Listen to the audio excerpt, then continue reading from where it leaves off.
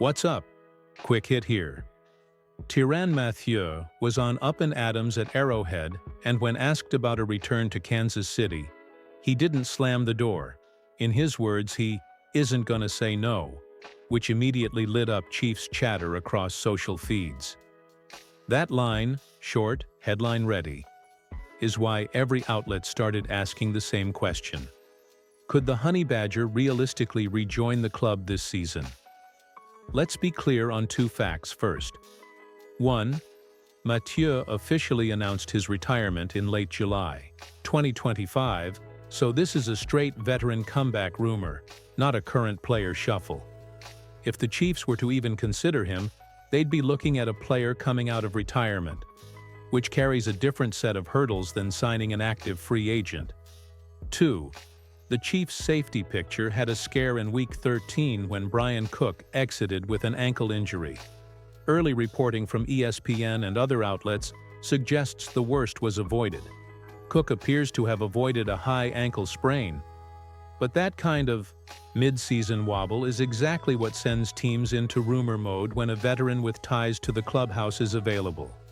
So what's the immediate takeaway for you as a Chiefs fan? Emotionally, Mathieu returning is a tempting storyline. A fan favorite, proven playmaker, someone who already knows the system and the culture. Practically, though, this is where the nuance lives. He's been retired since July. That's months away from NFL game speed. Even the best veterans need time in drills, meetings, and practice reps to get synced with the current rotation and the coaching staff's game plan. If the Chiefs bring him in, and he's not an immediate day one impact, the gamble looks a lot less attractive, especially with only a handful of regular season games left to swing a playoff push. Quick check-in for the video. I want to hear from you. Right now, type Y in the comments if you'd be all in on signing Mathieu today, or N if you'd rather the team stick with the current roster and chase upgrades elsewhere. I'll be reading these and I'll use them to shape the recommendation in the next chapter. Also, smash that like button and subscribe. We're pushing to hit 6,000 subscribers, and every new sub helps the channel cover more inside scoops like this. If you're someone who typed Y, here's the chapter you've been waiting for. Because even though he retired in July, there are real football reasons why Tyrann Mathieu's name immediately jumps to the top of the conversation anytime the Chiefs' safety depth gets stressed. First, the ball production. Even in the later stages of his career, Mathieu remained one of the league's most instinctive turnover creators. Across his final 2 active seasons, he stacked multiple interceptions, multiple pass breakups, and consistently played with the same range and anticipation that earned him the Honey Badger nickname in the first place. That kind of playmaking isn't teachable. It comes from thousands of snaps, tape study, and feel. And the Chiefs don't currently have another veteran in the secondary with that same resume. When you're fighting for playoff positioning, players who can flip a game in one snap have real value. Second, he's a communicator, and that part of his game has always been elite. You can find a lot of athletic safeties in the league. You can't easily find one who can quarterback the back seven the way Mathieu did in Kansas City. He was the voice, the tone setter, the pre-snap organizer, the guy who saw what quarterbacks were trying to manipulate and shut it down. Even if he's not playing every snap, having someone like that on the field in key packages, third and medium, red zone, 2-minute defense, can clean up mistakes that have cost Kansas City in close games this year. Third, he knows the system. This is not a mid-season signing where a guy needs 3 weeks just to get the terminology down. Mathieu played in this structure, thrived in it, and helped shape the defensive identity that carried Kansas City through multiple playoff runs. The relationships matter too. Andy Reid, Brett Veach, the defensive staff, and importantly, the locker room. Veterans who come back into a culture they helped build can elevate the entire defensive room immediately, especially when younger players get to hear adjustments straight from someone with Pro Bowl level experience. Fourth, he has positional flexibility. If the Chiefs didn't want him playing deep every snap, he could rotate into the nickel in certain looks, play robber, step into the box against specific matchups, or take on specialized assignments, something like a tight end-focused role against top AFC opponents. He made a career out of being the matchup eraser in the most important moments. Finally, the emotional spark factor. This part doesn't show up on film, but you know it when you see it. Some players energize a stadium and instinctively raise the urgency level of everyone around them. Mathieu was one of those guys in Kansas City, and with the playoffs on the line, adding a player who carries that kind of presence can stabilize a team that's been navigating injuries, inconsistency, and the grind of a long season. Even limited snaps from him could give the defense the closer feel it's lacked at times in 2025. Now here's your engagement moment for this chapter. If the Chiefs did sign Mathieu, what role would you give him right away?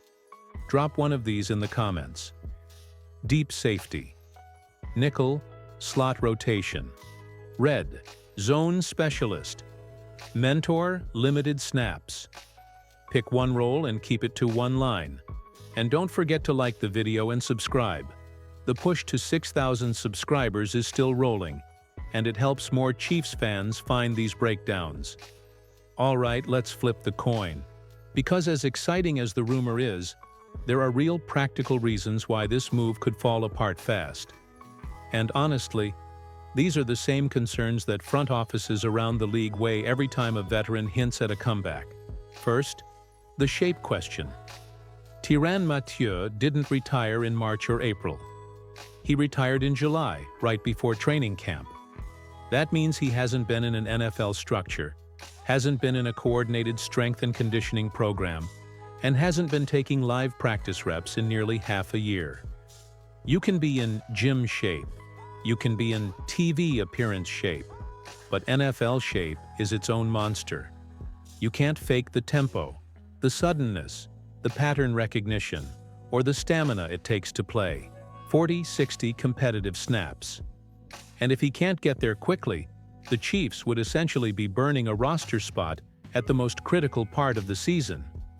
Second, the timing issue. The Chiefs have 5 games left to secure their playoff chances, and this window is unforgiving. This isn't September. It's not even mid-season. If a player isn't ready to contribute immediately, the value drops significantly. You don't sign a veteran in December hoping he'll hit full stride in late January, especially when you're still fighting to qualify for the postseason. The return on investment would have to be instant, and realistically, it's hard to expect that from someone who has been out of the league since summer. Third, depth versus need. Safety hasn't been the source of the Chiefs' biggest problems in 2025, even with Brian Cook dealing with a non-long-term injury. The frustration most fans feel with the pass defense often gets aimed at the secondary, but the bigger issue has been the lack of consistent edge pressure. Quarterbacks have had too much time, too many clean pockets, and too many uncontested throwing windows. You could put a Hall of Fame defensive back there, and it still wouldn't fix the fact that the ball is coming out in rhythm and without disruption. Mathieu might help, but he doesn't solve the core problem. Fourth, snap reality. Even if Mathieu returned in decent shape, who is he playing over once Cook is healthy again? Coaches don't bench proven starters for sentimental reunions. Cook has played nearly 50 games as a starting safety. Shamari Connor has carved out a rotational defensive role and has value in the slot. Jaden Hicks is still developing. Spagnuolo isn't going to overhaul his secondary rotation in Week 15 to accommodate a player who hasn't played in 5 months, no matter how respected that player is. Fifth, resetting expectations. Fans hear Honey Badger and picture 2019-2021. But that version of Mathieu isn't coming back. He could still help, but he wouldn't be the same tone setter, every snap presence, or Swiss Army knife that he was during the Chiefs' earlier Super Bowl runs. If you sign him for depth, leadership, and situational help? Okay. But if you expect him to fix the defense? That's not realistic. Your interaction question for this chapter: if the Chiefs don't sign Tyrann Mathieu, what should be their top defensive priority instead? Choose one and drop it in the comments. Pass rush help, CB depth, LB coverage upgrades. Just get healthy. And remember to like the video and subscribe. We're pushing toward 6,000 subscribers, and every click helps bring more Chiefs fans into these conversations. All right, time for a clear call. If you put me in the GM chair for the next 48 hours, here's the practical, low-drama plan I'd run with. Treat Tyrann Mathieu as a conditional short-term option, not a headline-grabbing miracle cure. Translation: don't chase the nostalgia. Manage risk, preserve roster flexibility, and prioritize the team's core need: consistent quarterback pressure. Step 1. Immediate evaluation window. If Brian Cook's status is truly uncertain after the Week 13 scare, and the staff thinks there's any chance he'll miss more than a game or two, open phone lines quietly. Invite Mathieu for a 1-week, team-organized physical and a limited practice look. No public frenzy. You evaluate conditioning, mental reps, communication in meetings, and how quickly he picks up the current game plan. If he looks like he can be an instant rotational contributor on special teams and in situational defensive packages, pull the trigger on a short-term, low-cost veteran contract, something with modest guaranteed money, performance-based incentives, and an easy out if the fit isn't immediate. Step 2. Be explicit about role expectations. Don't sign him to be the every-snap safety overnight. Instead, define him as a red zone third down specialist, early down communicator, and locker room mentor, somebody who can lift the group in 2-minute drills and late-game scenarios where instincts beat wear and tear. That way you capture most of Mathieu's upside: leadership, turnover creation, and situational savvy, without mortgaging a roster spot for a player who may not be a full-timer. Step 3. Have Plan B ready. If Mathieu's not ready, or if Cook is back and healthy in short order, pivot to the real roster weakness: edge rush.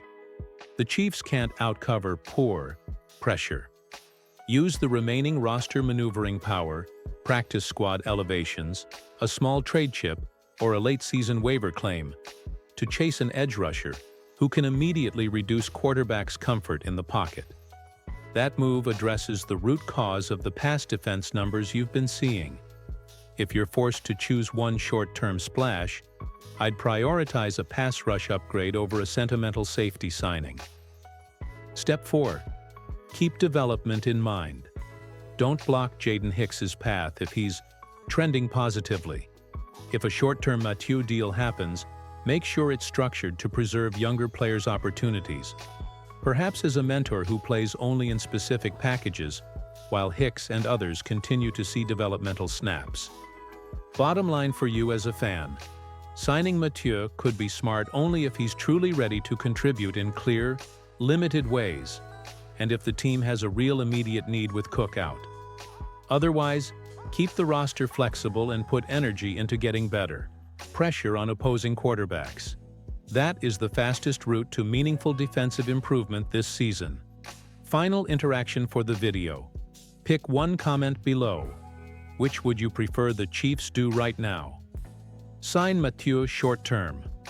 Trade, claim an edge rusher. Stand pat and develop depth. Type your pick and one short reason. And of course, like the video and subscribe. We're trying to hit 6,000 subscribers, and every new sub helps us keep these breakdowns coming.